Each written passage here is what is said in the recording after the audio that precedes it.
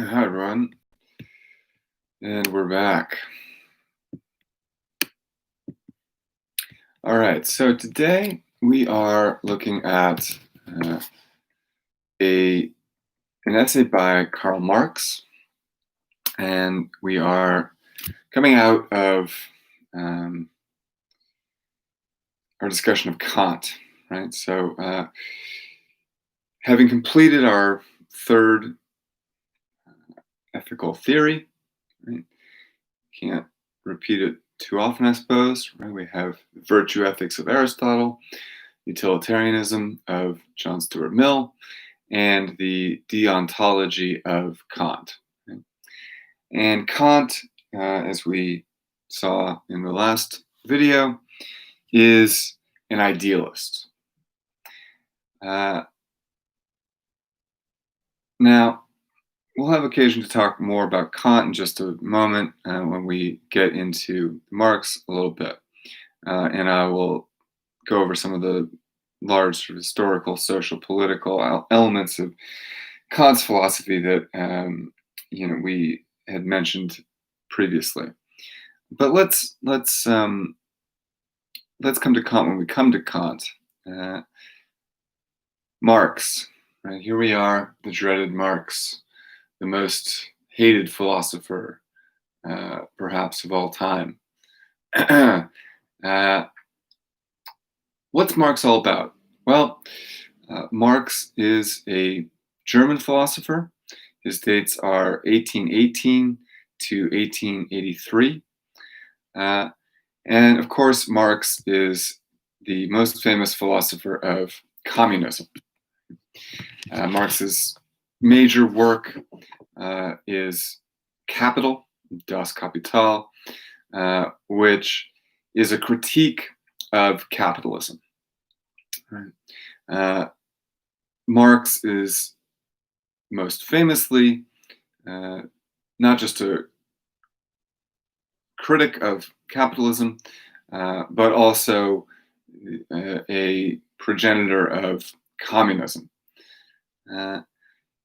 And the text that we're looking at today, the German Ideology, is not per se about communism. Obviously, it touches on communism at the end of the essay, but it's more about the problems with philosophy in the 19th century, in 19th century Germany.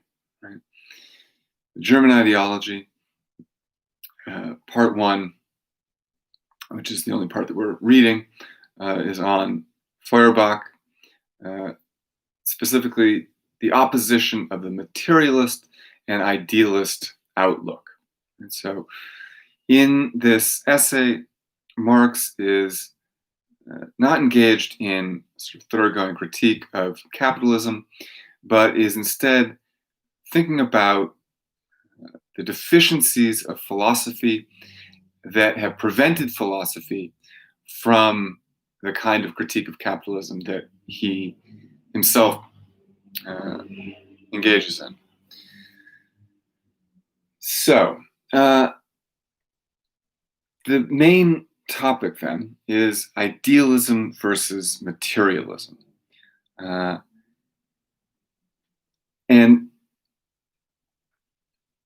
so let's just think about this, because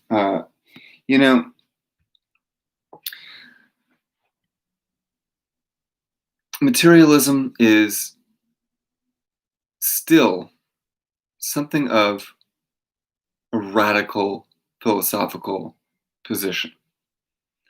What is idealism? What is materialism? What is the radicalness of materialism? I think that is sort of what I want to focus on today in thinking about Marx, German ideology, but also just Marx more generally, and critiques of capitalism more generally. So idealism, we've already seen a couple different versions of idealism. We've seen Platonic idealism, of the forms, and we've seen the transcendental idealism of Immanuel Kant, right? For both Plato and Kant, ideas are more real than appearances. Reason is the foundation of reality, right? So, for both Plato and Kant, for idealists in general, we get a better read of reality, a better understanding of reality when we grasp reality in its conceptualization, when we grasp reality as a concept, the concepts of reality. And thus, right, we get in Plato the thought that as long as we know the form of the good, we will always do the good. As long as I understand the concept, the idea of the good, then that's all I need in order to be good. Right? The important thing is understanding the concept. We can contrast that with Aristotle. Aristotle, who thinks you have to actually put into practice those ideas. And it's only actually through practice that you understand the good, that you become excellent. So Aristotle, we could say is a little bit more of a materialist. We characterized Aristotle's philosophy as one of immanence. It's sort of a different kind of materialism than the materialism that we're going to get from Marx. But the important thing for now is this Kantian idea that as long as the most important thing is grasping the concept.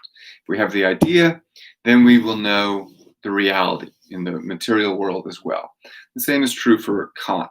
Right? In order to be good, in order to be ethical, moral, what we need to do is ignore, dismiss everything having to do with the material world, with the physical world, the anthropological world, and focus on pure reason. Right? For Kant, morality is determined by pure reason in the sense that that is the only things that are immoral are those things that are logically self-contradictory, which cannot be universalized. Right? So the most important example for Kant is lying. Lying cannot be universalized. Therefore, according to logic, according to pure reason, lying is immoral. Right? The immorality lies in the non-universalizability of the thing. So, right, again, just like for Plato, for Kant, it's possible, even desirable, to dismiss the material physical world and to focus on just the ideas. The ideas will give you reality. The idealist that Marx mentions is not Kant, but rather Hegel. Georg Wilhelm Friedrich Hegel. Another very important 18th and 19th century philosopher, 19th century philosopher. And Hegel is also an idealist. Hegel follows in many ways from Kant. Hegel has a system of thought, just as Kant does, and Hegel's system takes Kant's system as a kind of foundation. But here's the thing that Marx is most interested in when it comes to Hegel and the idealism that Hegel ascribes to, which is history, Hegel's concept of history. For Hegel, history is the unfolding of consciousness. History, the history of civilization, is the history of what Hegel calls absolute spirit, but can also be translated absolute mind, reaching its culmination. History is the development of human consciousness toward the realization of absolute spirit. And the realization of absolute spirit is the realization that the world, both human subjectivity and objective reality of nature, belong to reason, belong to the idea, the pure absolute idea. Right? Everything derives from the idea, and in the material world, everything is slowly progressing, developing toward the realization of the idea. We remember from Aristotle the concept of teleology, right? Of a telos, or necessary goal or purpose. Right? For Aristotle, it is one's telos that determines the purpose of one's life, the trajectory of one's life. So the telos of a person's life is the purpose of their life, the goal of their life. The telos of history is the purpose of history and the goal of history. The teleology of history is the path history takes toward achieving that telos, that goal. To say history is teleological means that history has some goal and is progressing rationally towards some purpose. For Hegel, this historical progression is determined by the idea. It is ideal. And we can recognize history and historical development by recognizing the stage of self-consciousness that human beings have attained. History is the progressive development of human self-consciousness from one stage to another.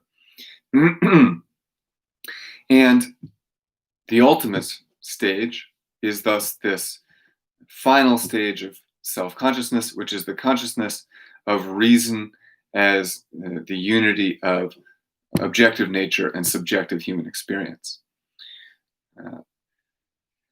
So, this Hegelian concept of history, that it is teleological, that its teleology and telos can be understood rationally and are determined by the idea, that history, in other words, is ideal, is also based in the later writings of Immanuel Kant. For Kant, history was also teleological. History also progressed according to reason and was driven and motivated by reason revealing itself as itself. And in many ways, Kant's teleology and Hegel's teleology are the same. If anything, Kant is more explicit in I don't know about more explicit, but in any case, as explicit as Hegel in the political goals that should be achieved at the end of history, so to speak, the culmination of historical development. We can see this in Kant's thought in at least in many places, but the two essays that come to mind for me are the ones that I always think of when I'm thinking of Kant's historical teleology, are the idea,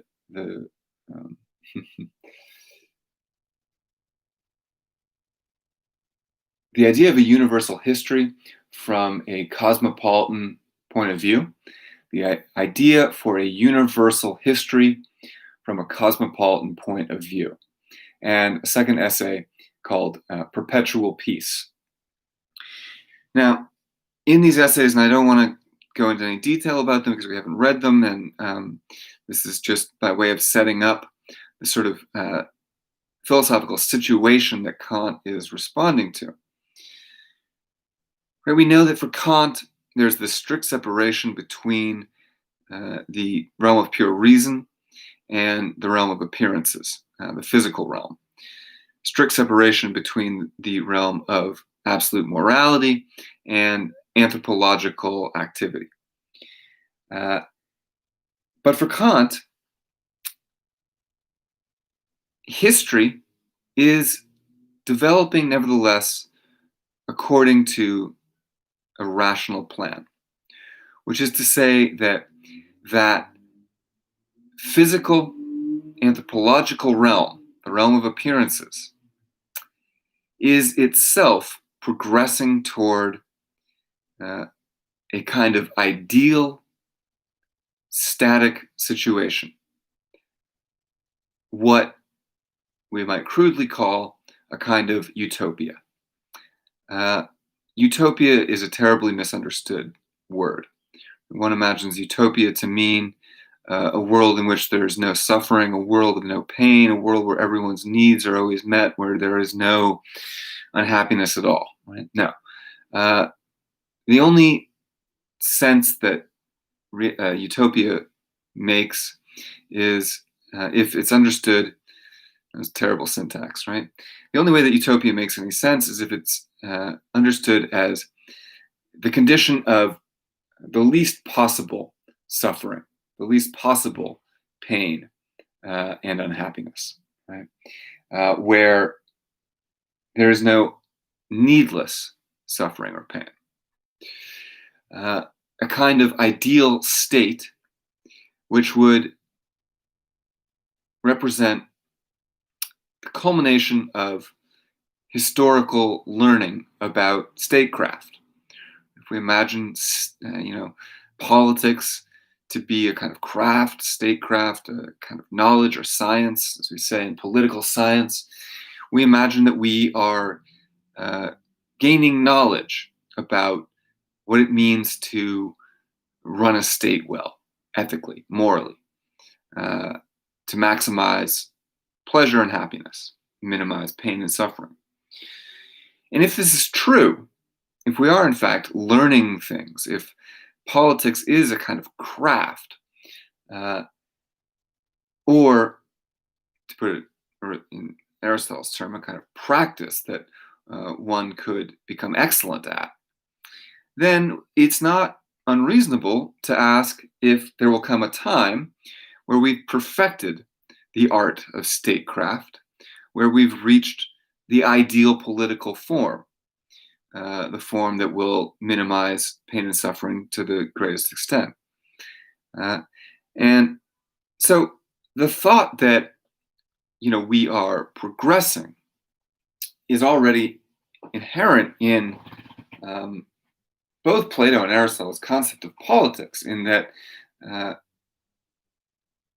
we need to work toward either an ideal or a kind of excellence of practice.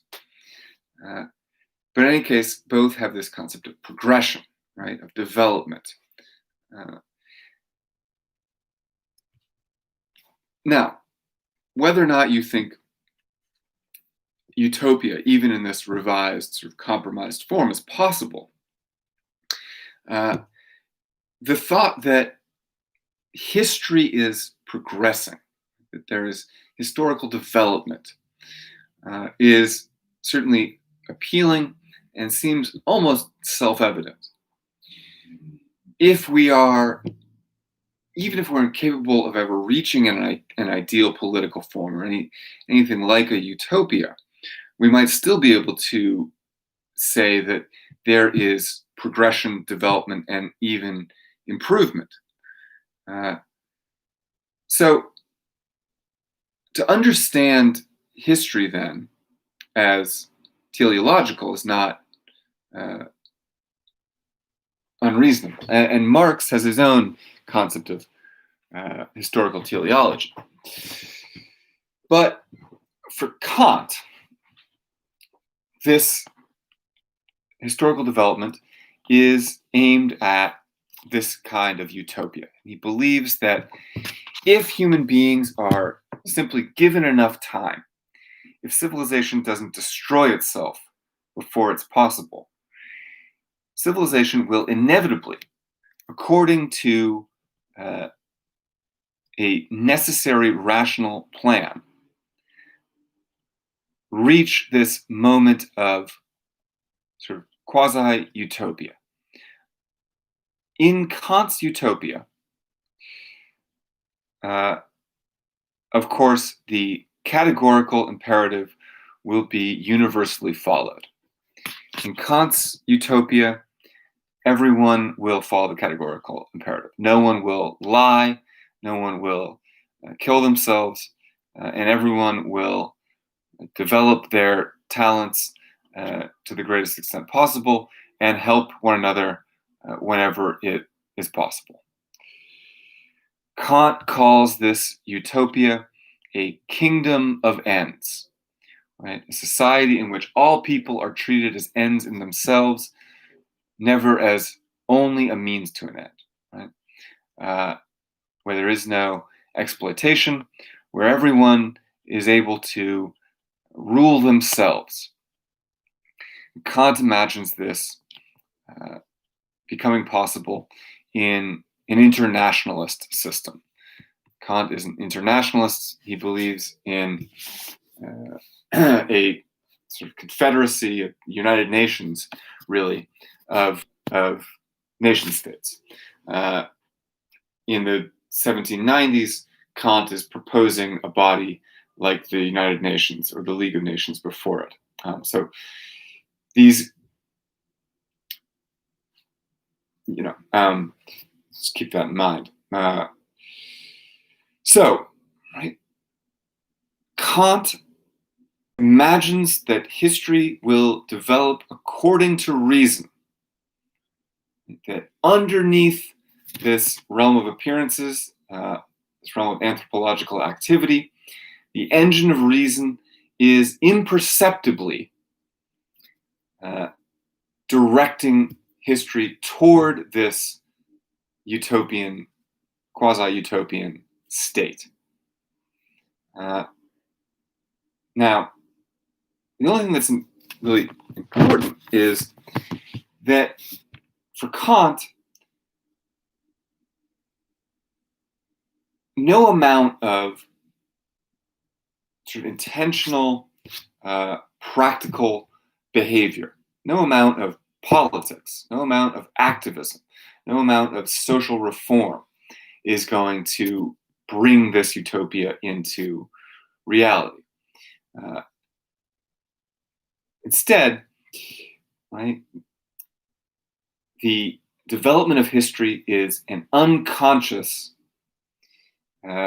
development. It is unintentional. Human beings cannot will the utopia into existence. It will come about when it is destined to come about. Now, that wouldn't maybe be Kant's word, but right, when it is sort of programmed to come about by the development of reason itself and the rational order of nature and world. So, what that means is that no amount of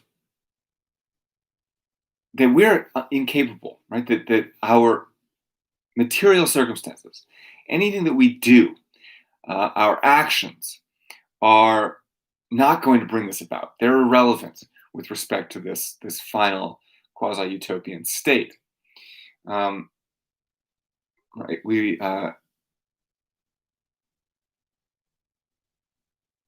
forgive me. We remember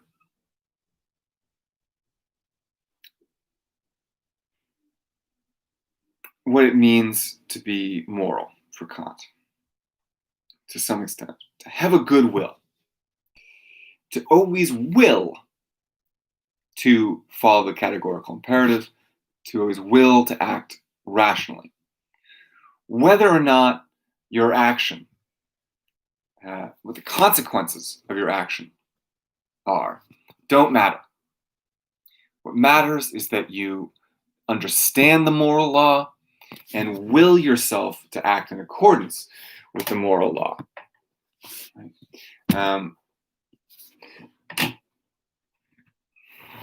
Having lighting issues. To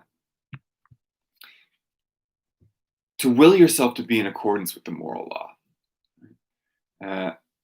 regardless of what the consequences are. And we can see that at play in this theory of history also, right? That I can only wish to be in line with reason itself.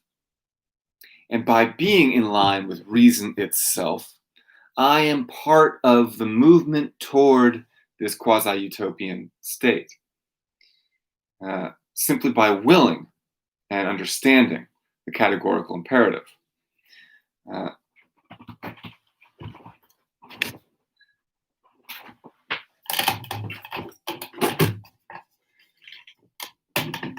My production team is out of the office today.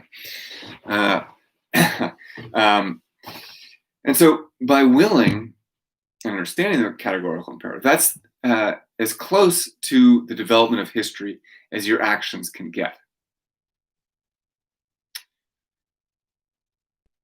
The consequences of your actions will just be part of the chaos of anthropological activity, of political strife. None of that, none of the actual consequences of your actions are going to bring about this utopian state. Rather, by becoming aligned with the moral law, learning how to become attuned to the moral law and to pure reason, this reason divorced from anthropology and the realm of appearances. Only by that are you attuned to historical development. And the immediate consequences of your actions are not important, don't have any bearing on anything.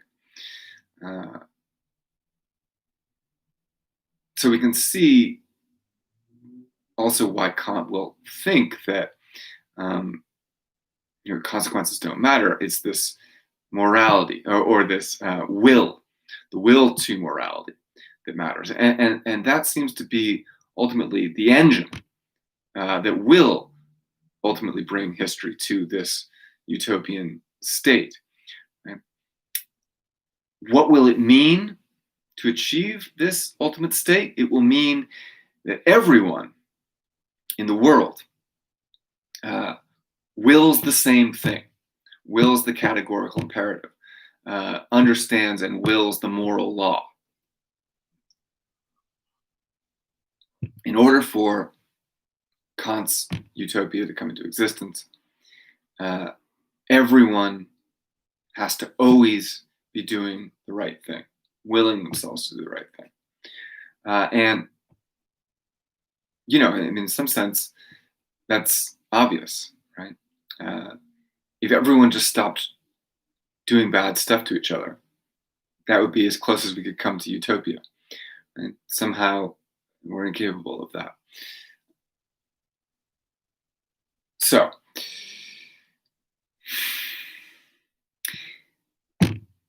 this is the Kantian idea of teleology, and it's also roughly the Hegelian idea. Now,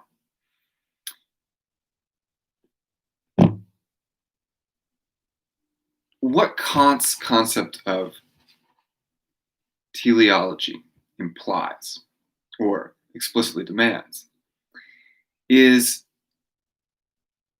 a global culture. We need to have a kingdom of ends, a global kingdom of ends, an international system, a web of nation states. But each nation state should follow the same basic rules, right, that correspond to the categorical imperative. And for Kant, that means republicanism and why, right? Republicanism is not political republicanism in 21st century United States, classical republicanism in the sense of right, the democratic revolutions in the United States and France in the 18th century. Republicanism, democracy, gives each person the ability to act as an end in themselves, right? To assert their own autonomy and agency by voting.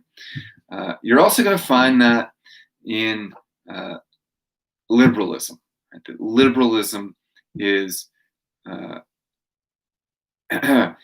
liberalism, meaning essentially right, classical liberalism, capitalism. The idea that you have the right to accumulate as much property, as much wealth as you can, right? That will also be understood as a kind of expression of this right to self-determination, to autonomy we find in Kant. Now, there are plenty of versions of capitalism that would break the categorical imperative, right? Any kind of exploitation is going to go against the categorical imperative. So we can launch a critique of capitalism using Kantian means. But I think it's important to instead point out that this Kantian morality is baked into liberal democracy. Is baked into the capitalist democracies of the United States, England, post-revolutionary France, and all the democratic nation states, the liberal democracies, the capitalist democracies throughout Europe and throughout the world. Right? So the Kantian project is taken up by global politics as the project of universal liberal democracy, right? A globe of liberal democratic nation states which are connected through a system of internationalism, which is, more or less what we have for large swaths of the globe. So Kant's dream, in many ways, came true. But so this Kantian morality gets paired with liberal democracy. Maybe that's not Kant's explicit intent, but in any case, right, it's taken up by it. Now, here's one of the, I think, main big ideas of the German ideology and Marx's text here. The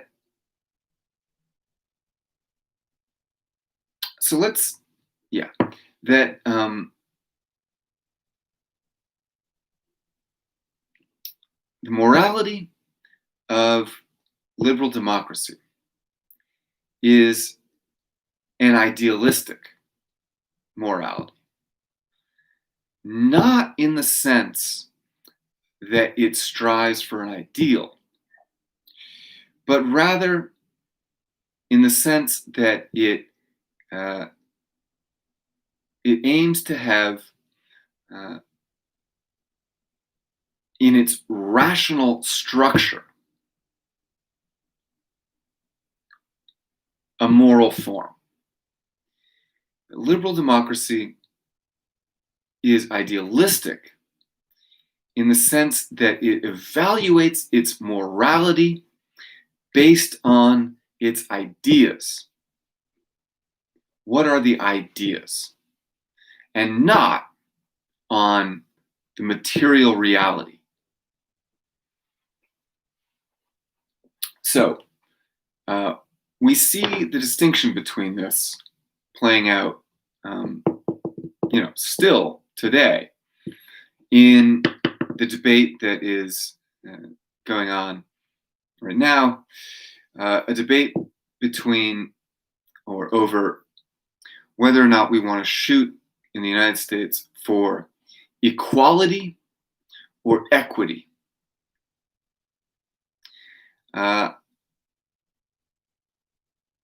Now, I don't know everything about this debate. I'm not claiming to be an expert on this question. But roughly, equality is a value of liberal democracy.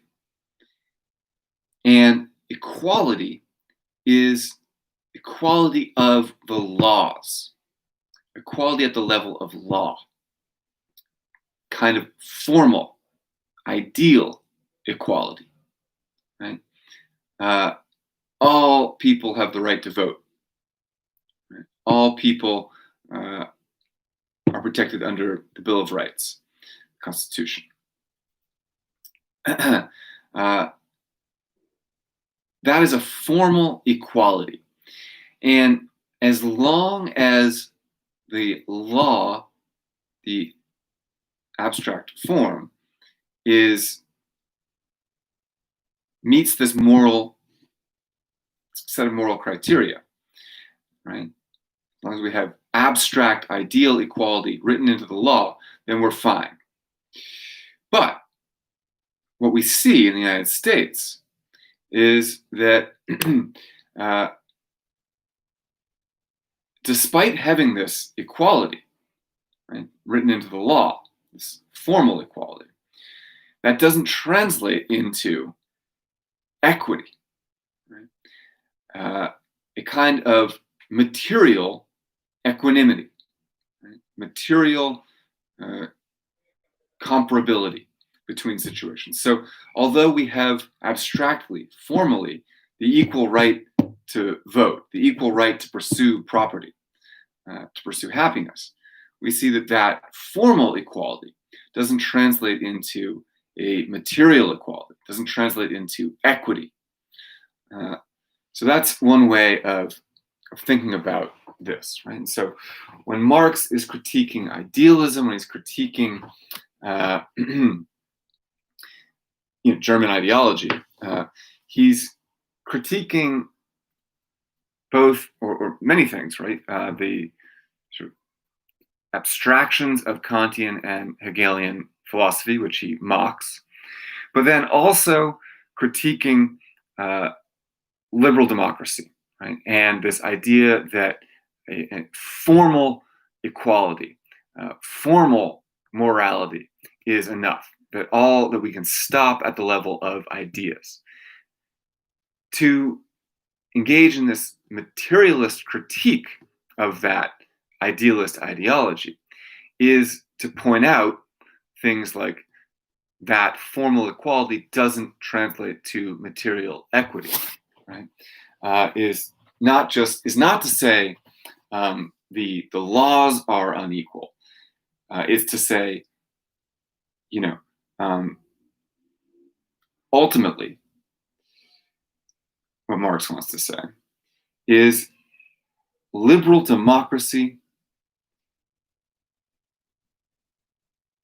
covers over its own exploitations and abuses, its own forms of oppression, by staying at just this formal level of equality, this abstract level of equality. And that is really the critique of idealism, I think. All right.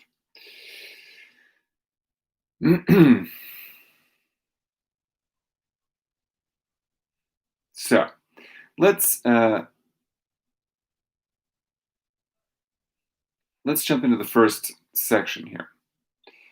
And he's talking about the collapse of philosophy after Hegel is critiqued, or there's sort of a moment in German philosophy. There's German philosophy is really at its pinnacle in the second half of the 18th and first half of the 19th century. The German philosophers are making enormous strides. And we have Kant, we have Hegel, we have Schelling, we have Fichte. Fichte was earlier, but lots of philosophers, and there's this sort of explosion of philosophical activity in Germany. But after Hegel, things sort of begin to fall apart. And as Marx says, things there is a kind of what is this word he uses? The putrescence of absolute spirit, right? The rotting decay of absolute spirit. This Hegelian idea of absolute spirit has started to rot and decay. And so philosophy is sort of lost. We're lost in this fog of ideas of idealism. Right? Marx says rather than being lost in the clouds, trying to figure out, based on a deduction from ideas, or divining or discerning from the intellectual development of history where we ought to go next, we should instead start to examine the actual real material conditions of Germany. So one of the major problems of any idealism from a political perspective is that if you believe that history progresses according to a series of necessary ideas, then in order to figure out what you ought to do as an individual, as a state, as a political party, in order to figure out what you should do next, what the future holds, you have to, use like a magic ball. You have to, deduce or induce, or through some sort of logical operation, discover what reason wants of us now, right? Where we ought to go. Marx is mocking this, right? He says, all we need to do to figure out what we should do, what should happen next, is look at real circumstances. And he says, it has not occurred to any one of these philosophers to inquire into the connection of German philosophy with German reality, the relation of their criticism to their own material surroundings. And so forget this idealism. If we want to figure out what we need to do, let's look at our material, our material circumstances. Begin not with abstract principles, but with real individual conditions. Begin, he says, with real individuals. Right? What are people doing? What are the real and specific ways that people are suffering, that people are oppressed or exploited, and how can we address those? Right? Rather than trying to figure out what the new principle is going to be, what new law needs to be written ideally according to the ideal state. Let's just look around us and see who needs help, who is being oppressed by who, and what needs to happen in order to prevent that.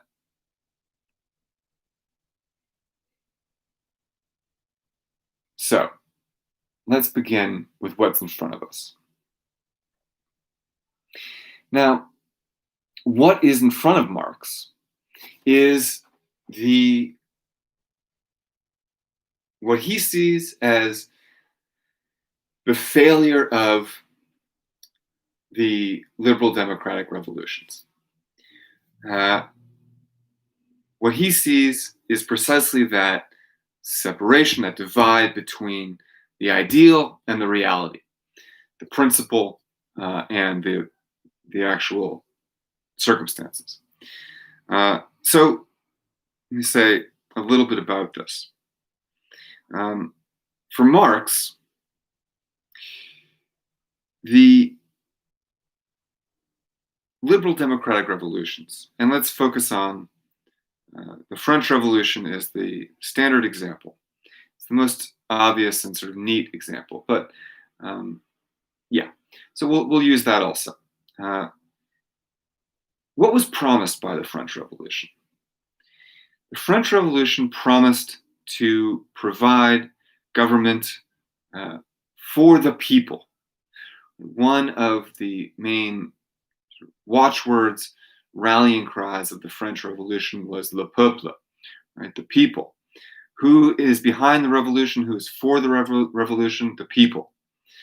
Who will benefit from the revolution? The people.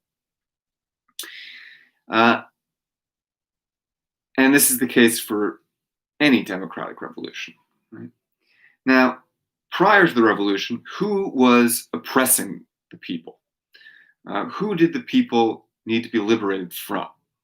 Obviously, it was the monarchy, right? The aristocracy, the king, and the nobility, dukes and earls and what have you. Now,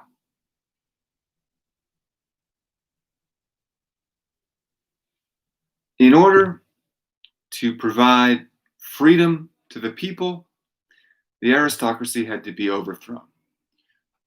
Hence, we get democratic revolution, Republican revolution. Now, what you might expect after the French Revolution is that the people would have reaped the benefits of the revolution that was for them. That the people, those peasants, the peasantry that was oppressed, that were part of feudal Europe, and this is one of Marx's main categories, feudalism, historical stage of development. That peasantry, we might expect after the revolution for them to no longer be oppressed. Right? We would expect them to be thriving, to be happy. But what Marx sees when he looks around in mid-19th century Germany is that the people are not free. Right? Marx is, not free in France, not free in England, not free in Germany. Right?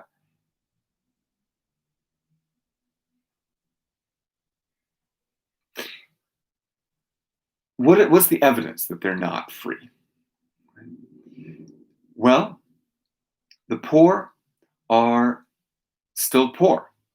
There's still a huge population of poor, of those living below the poverty line, of peasants, right? To use a 18th century word. And these peasants are now not working anymore for the aristocracy. The system of feudalism has been overthrown. So it's no longer the case that they have a literal lord that they answer to. But now they're working for other people. They're oppressed in only slightly different ways by a different group of people. They're working in factories, right? They've left the farm, and also as a part of industrialization, they're moving to cities. They're by and large taking jobs in factories, and they are working for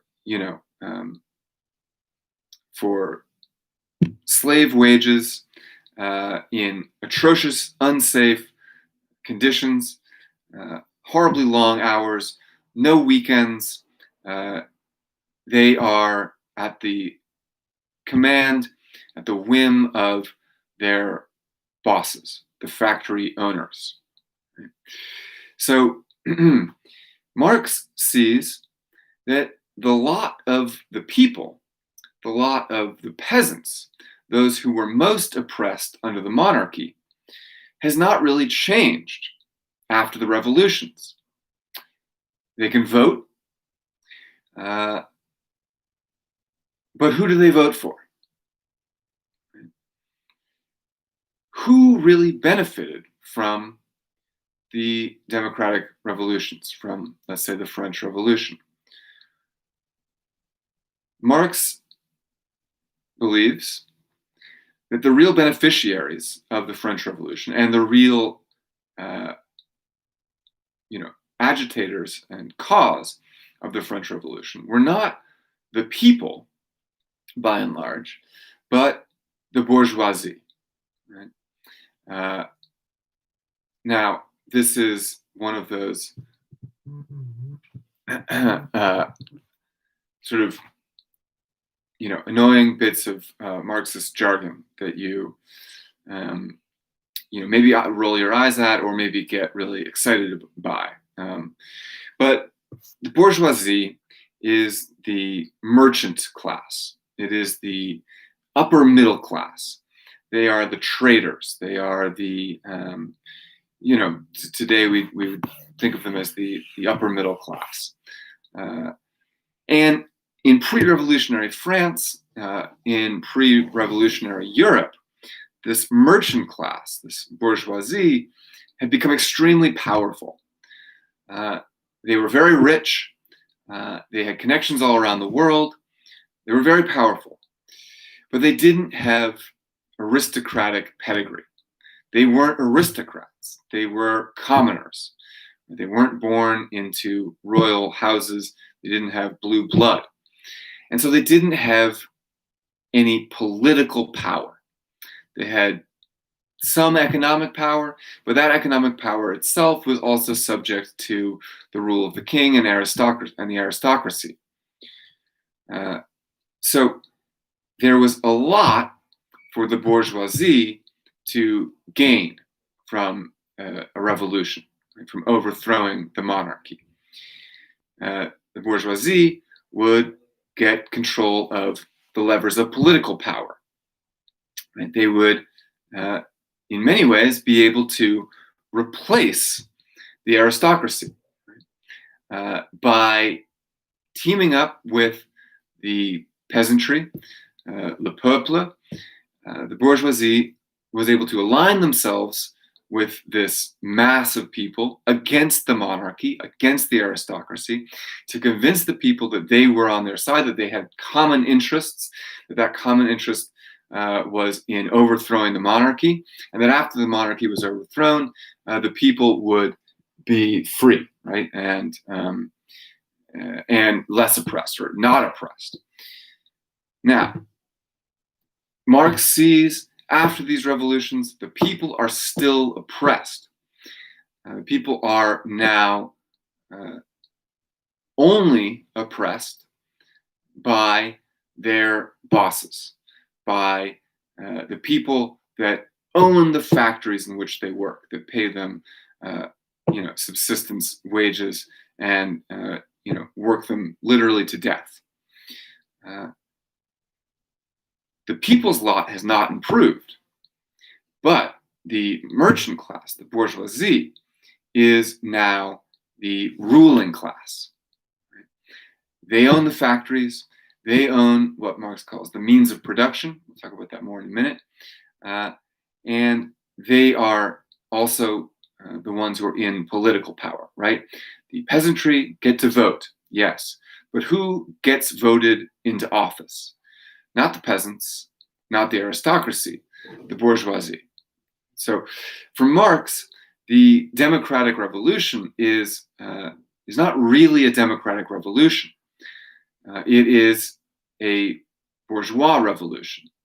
It is replacing the aristocracy with a different ruling class, right? With the bourgeois ruling class, the merchant class. So this is Marx's central critique. And I think it's important to understand that when Marx is critiquing capitalism, when he's critiquing liberal democracy, these bourgeois states, he's doing it within the spirit of a popular revolution, a revolution for the people. His revolution, the communist revolution that he advocates, is, for him, the true democratic revolution, the revolution that will actually give power to the people and not just a different minority ruling class.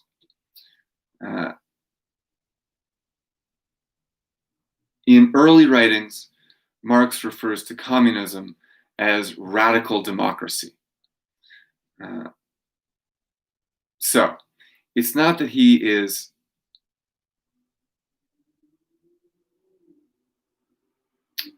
anyway. All right, so that's my spiel on Marx for the most part, but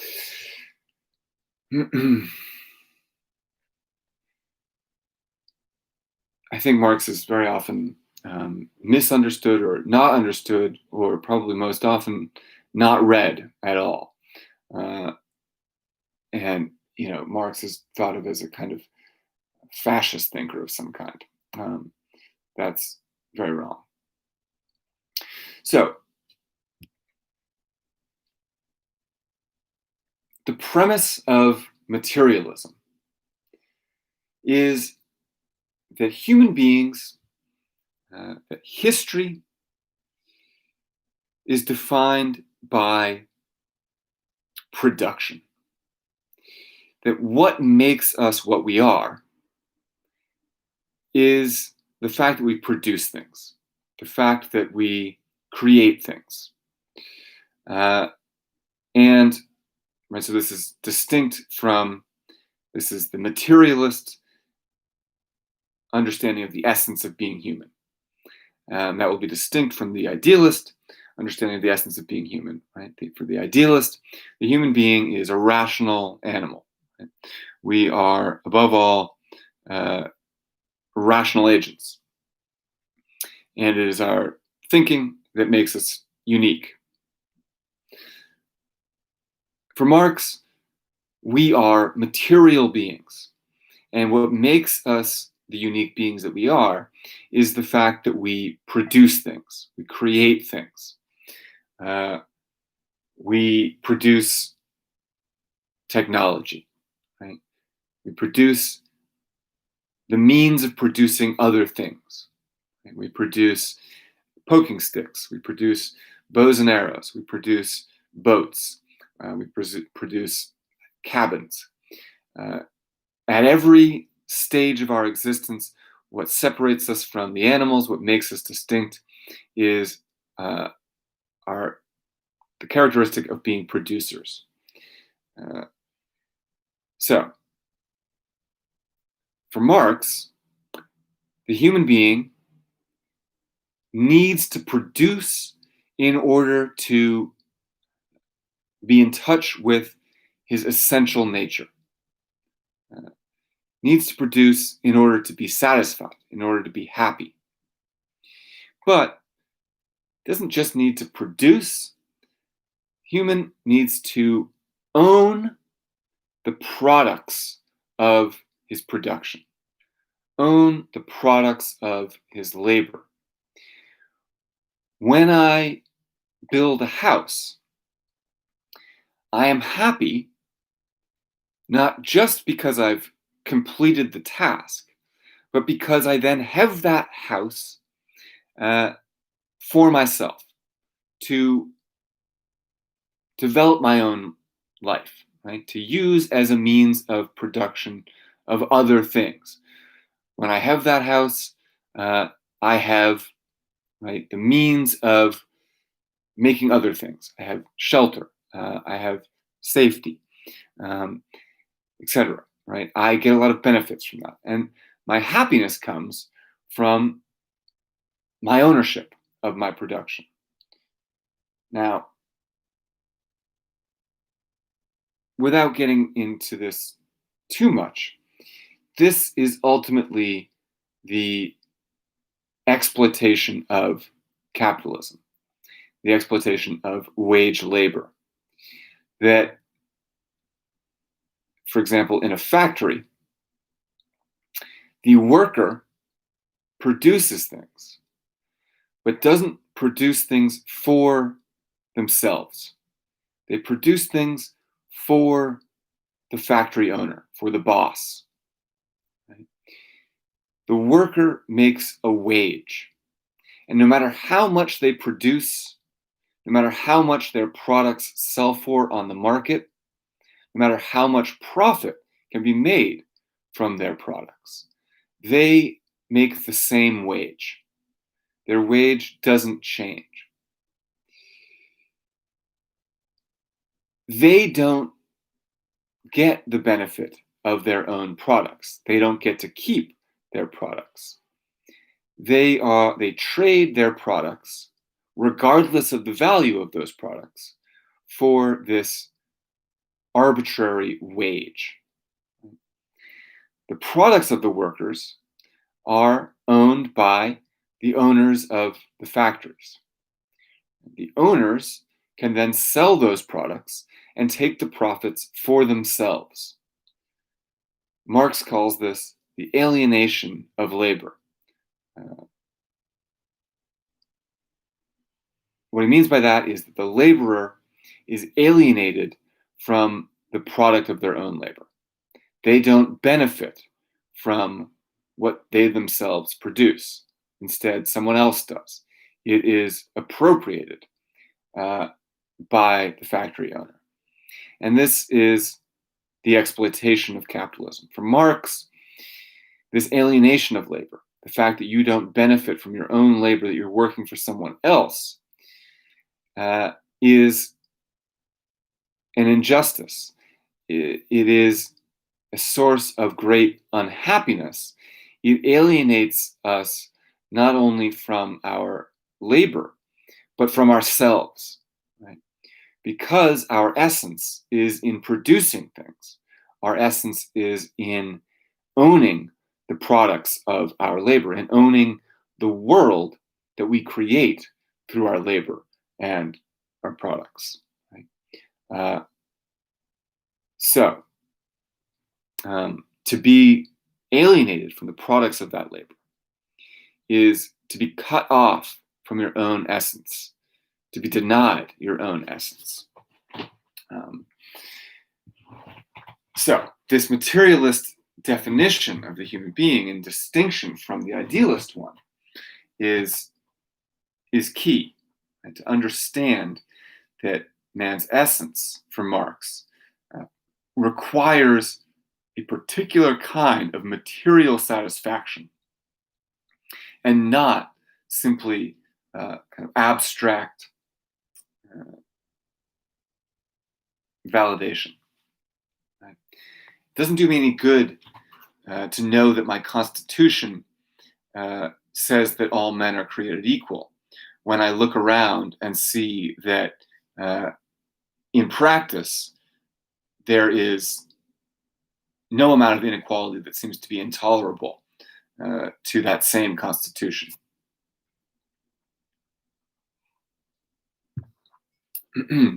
So, Marx writes,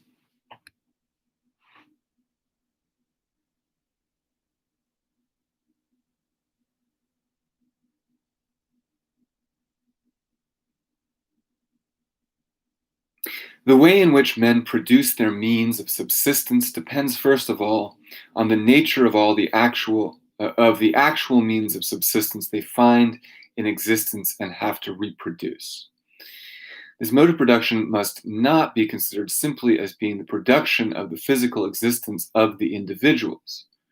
Rather, it is a definite form of activity of these individuals, a definite form of expressing their life, a definite mode of life on their part. As individuals express their life, so they are. What they are, therefore, coincides with their production, both with what they produce and with how they produce. The nature of individuals thus depends on the material conditions determining their production. So this is a major point, right? That yes, we are the things that we produce, but we are also, right? We express ourselves through our production. We exist by way of our production, not just literally, but also spiritually, right? I mean, literally in the sense that we have to go forage food. We have to make tools to hunt animals. We have to build shelter to stay warm, right? We literally subsist on our production, but also spiritually subsist on our production. Right? And this production would include not just practical tools, technologies, but also works of art, right? Narratives, stories, songs, all those things that organize a society, that organize a way of life. And this is the other point here, right? It's not just that we produce that determines what we are, but the way that we produce, the material conditions determining our production. So what we are is determined by what we produce and how we produce it. And so this is really key, because if we think about how we produce meat, for example, right? Production of meat in a hunter-gatherer society requires an organization that imposes a particular kind of work on individuals. And thus, the means of producing meat, right, will shape those individuals. And by shaping those individuals, will shape the whole community. Right? I have to go out on a hunting expedition. I leave for a long time. I have to be strong. I have to have certain skills. I have to be, able to digest. We're eating meat, whatever. Right? I have to have.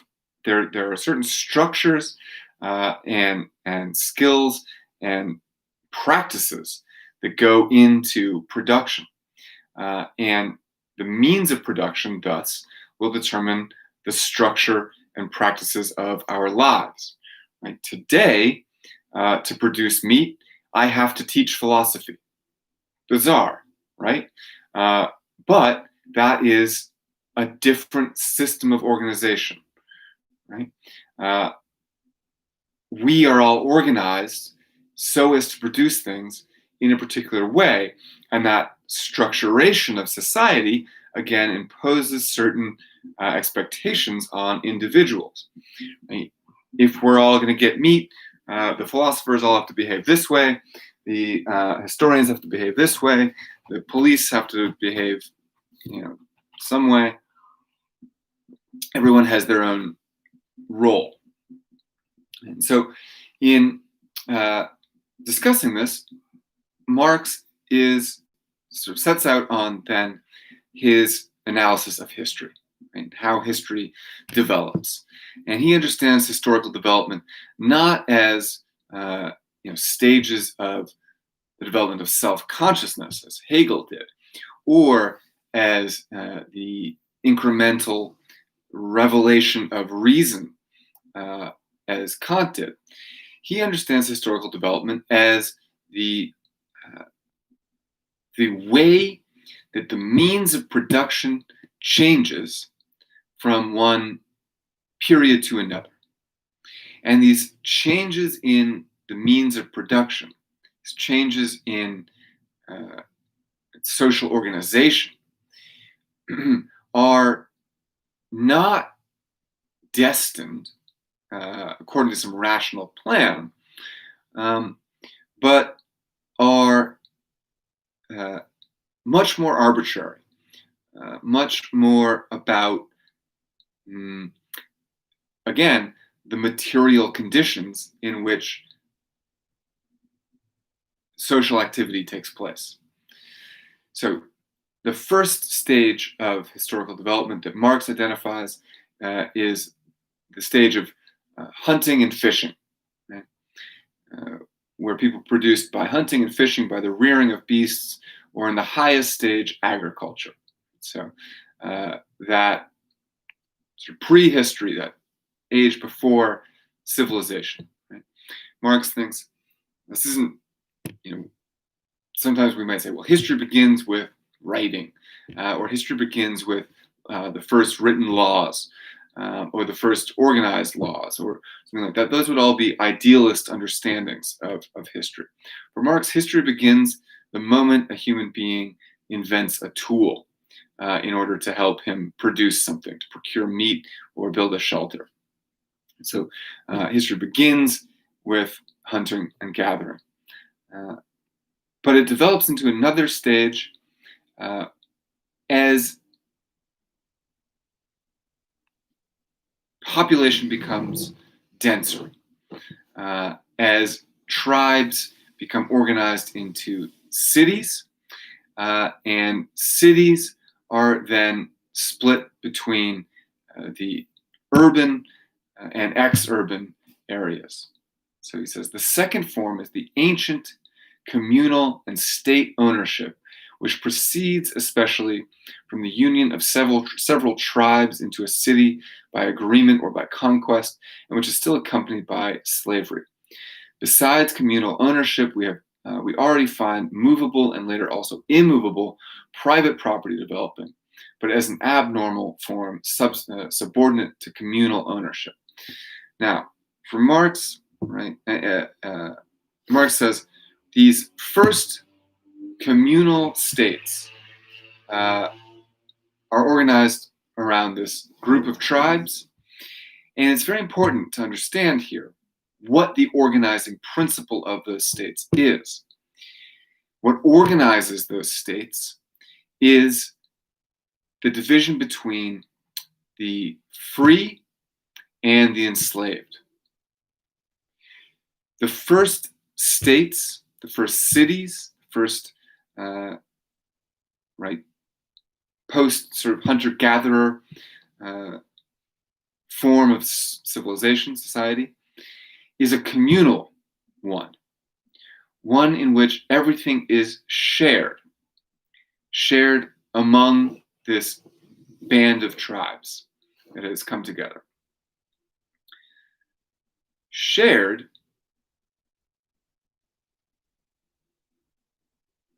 obviously only among the free, not with the slaves.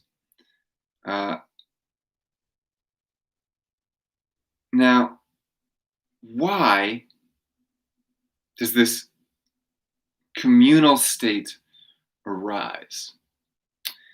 We're going to see a similar phenomenon happen in the medieval and feudal period, where Marx will say, the reason why there was an aristocracy, a group of nobles that worked together, why they were united, was to help one another in the event of a revolt against any one of them. Every noble controls a large fiefdom, right? A large portion of land, a dukedom or an earldom. And on that duchy, rather, I get my aristocratic terminology right, in that duchy, there would be, I believe, there would be a lot of peasants, right? Serfs, peons, more terrible medieval language. And those people worked for the noble, the duke. They tilled the land, they provided the food to the castle, they paid taxes to that noble, and they would fight in that noble's army. Right? The noble theoretically protected them, offered them certain rights or duties, but right, there was always the possibility that the peasantry in any duchy or fiefdom would rise up against the nobility and attempt to overthrow them. And in that event, all the other nobles from neighboring duchies and earldoms and fiefdoms would come to the aid of that noble and suppress the revolt. And so the nobles worked together against the peasantry, right, to keep the peasantry suppressed. And the same is true in this early form of the city, right? There was communal ownership, and this community because they all had to help each other uh, in order to maintain dominance over the enslaved.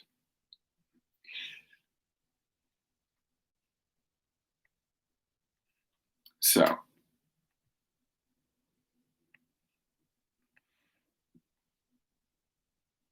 now the other important thing to mention in this section is that it's at this stage that private property begins developing. And private property is going to be what will eventually undermine uh, the communal character of this early state.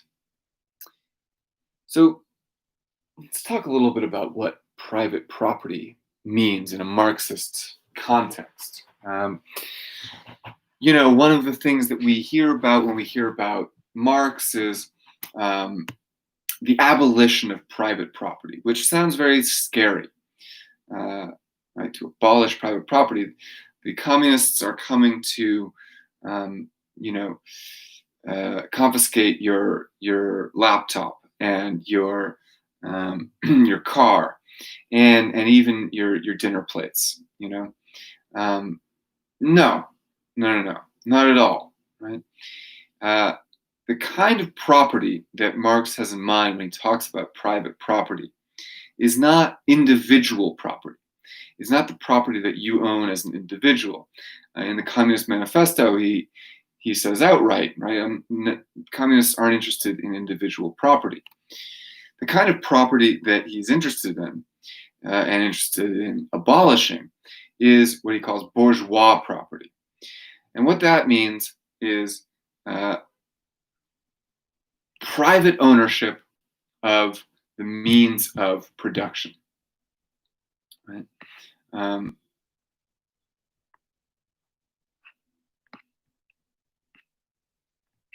Sorry, I'm looking for.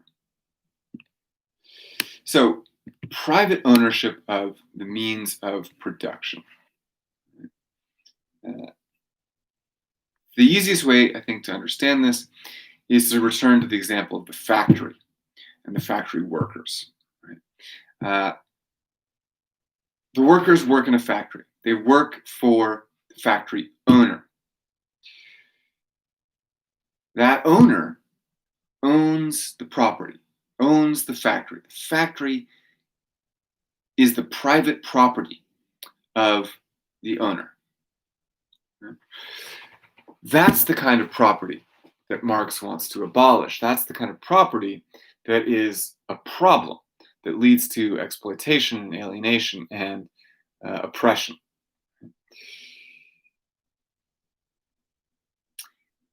When communists talk about abolishing private property, they're talking about abolishing bourgeois property. They're talking about making it illegal for the means of production to be owned privately. That means that no individual should be able to own privately and make a profit from what is a communal work of labor. Right? Factories, oil wells,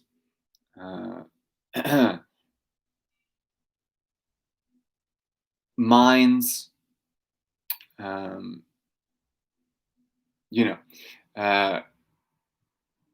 anything that is, we could also say private companies. These things, which are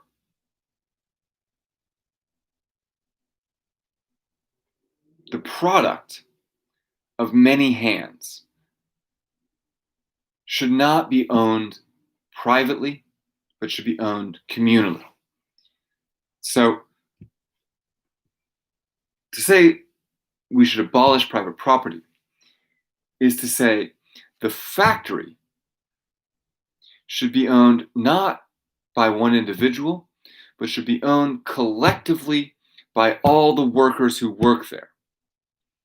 And the profits of the factory should not go to the one individual who happens to own the factory. The profits should be split by all the workers in the factory equally. The factory should be owned communally. The oil wells should be owned by society communally. The mines too. Right? Major corporations, major companies, in which there are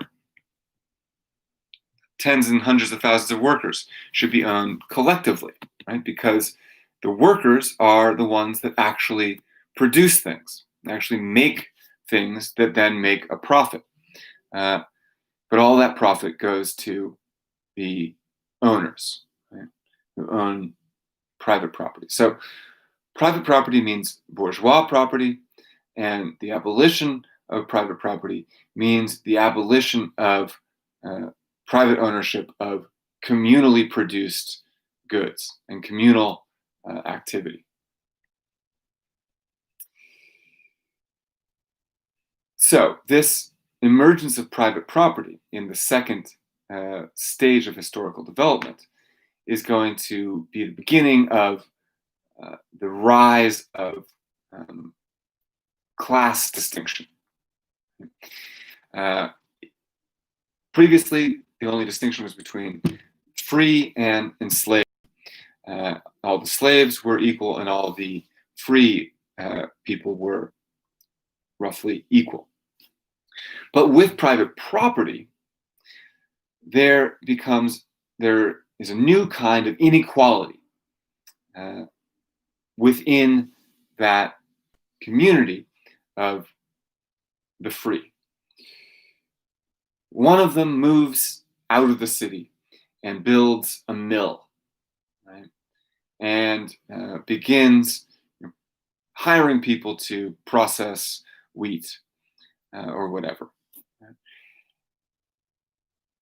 That person is going to become wealthy, wealthier than everyone else in the city. That person is then going to belong to a different class. So private property is the beginning of class distinction.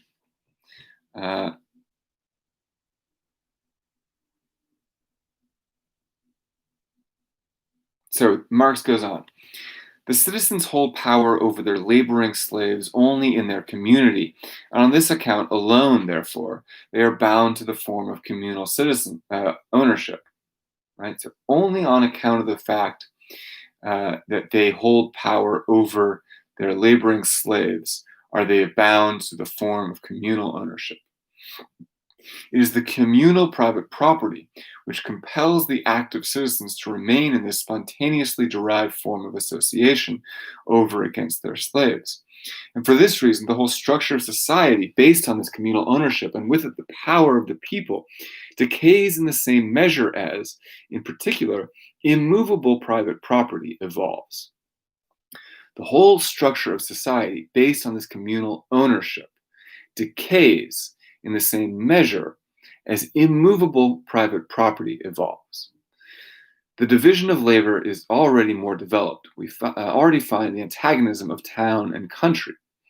Later, the antagonism between those states which represent town interests and those which represent country interests, and inside the towns themselves, the antagonism between industry and maritime commerce. The class relation between citizens and slaves is now completely developed. So what was once a distinction simply between citizens and slaves breaks out and is reproduced in these new ways through class distinctions. Right? There are new forms of distinction in this second form. Right? The third form of ownership is feudal or estate property. Right? And here, property takes on a much larger aspect. Right? Property becomes I own this country. I own these, 10,000 square miles. Uh, I own all the buildings from here to the ocean. That is a state property, right? You live on the king's property. You pay taxes to the king. Uh, that is the next stage in the development of private property, right? And this is, again, a question of production. Uh, who produces this estate? Uh,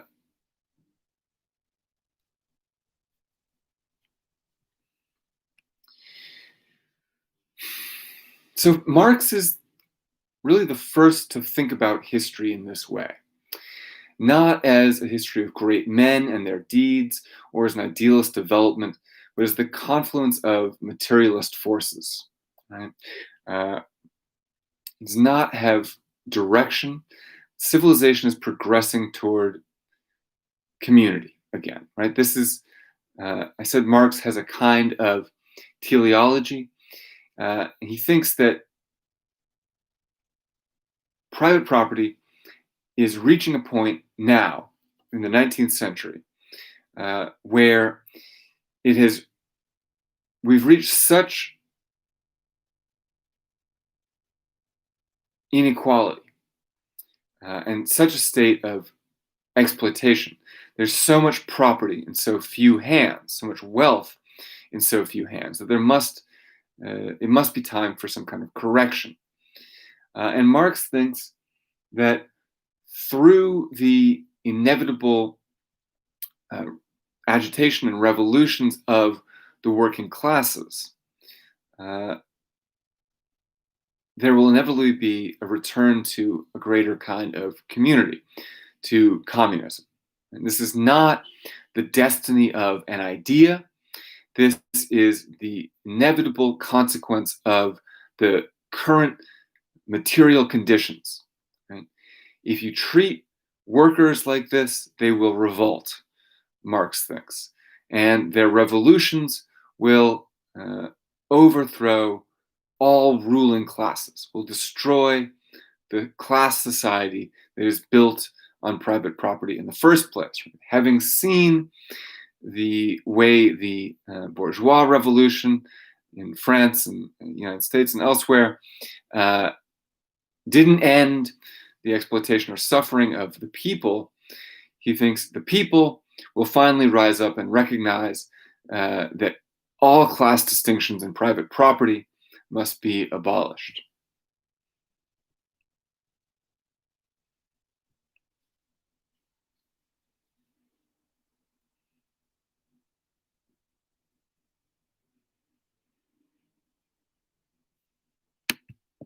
All right.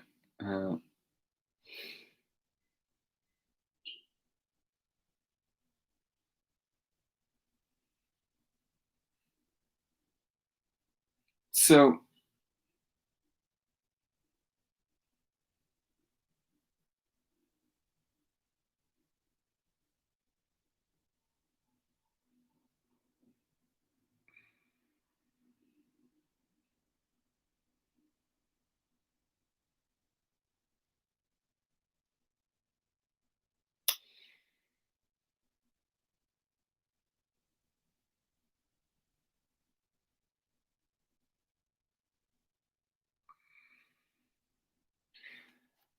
those are my main points to hit on this essay.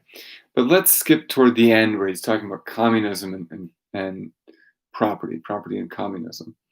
So I gave the most basic sketch of the communist project. But let's read a little bit about this here. So Marx writes, in history up to the present, it is certainly an empirical fact that separate individuals have, with the broadening of their activity into world historical activity, become more and more enslaved under a power alien to them, a pressure which they have conceived of as a dirty trick on the part of the so-called universal spirit. Right? So What is that universal spirit? That is Kantianism, Hegelianism, the universal equality promised by liberal democracy, which failed to materialize. This alienating power, a power which has become more and more enormous, and in the last instance turns out to be the world market, right? So what is the final alienating power? The world market, right? Global capitalism, free market globalism.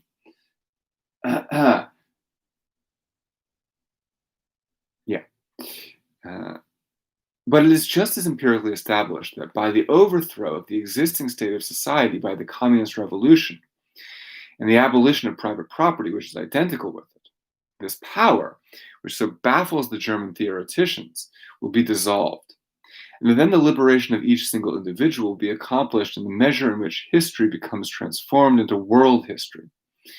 The liberation of each single individual will be accomplished in the measure in which history becomes transformed into world history.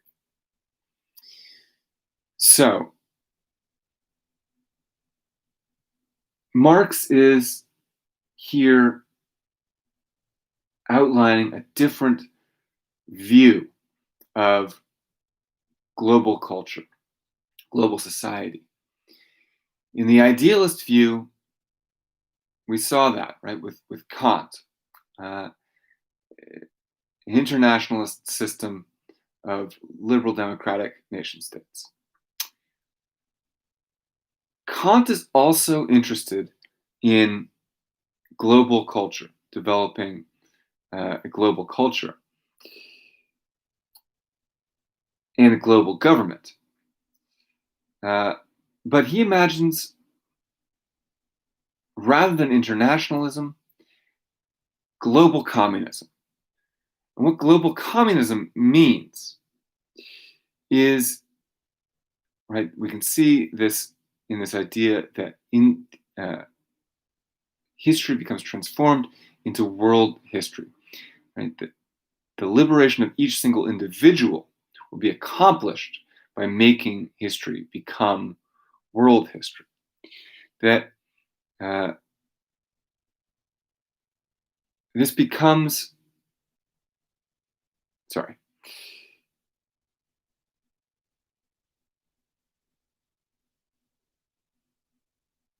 global communism is achieved when there is no longer the history of one nation against another, one class against another, one individual against another, but rather when every individual sees themselves as part of a species that is producing its own being collectively, producing its own world collectively. And what is produced? The world is produced. Global communism would mean the abolition of class society globally and the abolition of private property globally, as well as the abolition of nation states. All right. From the above, it is clear that the real intellectual wealth of the individual depends entirely on the wealth of his real connections. Only then will the separate individuals be liberated from the various national and local barriers, be brought into practical connection with the material and intellectual production of the whole world, and be put in a position to acquire the capacity to enjoy this all-sided production of the whole earth. And so Marx is still thinking about history as development, thinking about history teleologically, and imagining an inevitable global society and global government. He is arguing here that a materialist read of history and of the present moment will show that this idealist view of what history is and where it's going is false, is illusory, and fails to achieve the consequences that it promises. Based on a material analysis, Marx believes what is required and inevitable is that those who have been oppressed will eventually rise up in revolution and overthrow the oppressors. Right? Once they accomplish that, and here's the sort of major leap of faith that Marx takes. Well, the uprising and revolution is a leap of faith, certainly also. The bigger leap of faith is that when this revolution occurs, when finally le peuple, the people, what Marx calls, in another bit of jargon, the proletariat, finally does rise up, that what will come after that genuine democratic revolution will be this classless society without private property. Now, yeah. All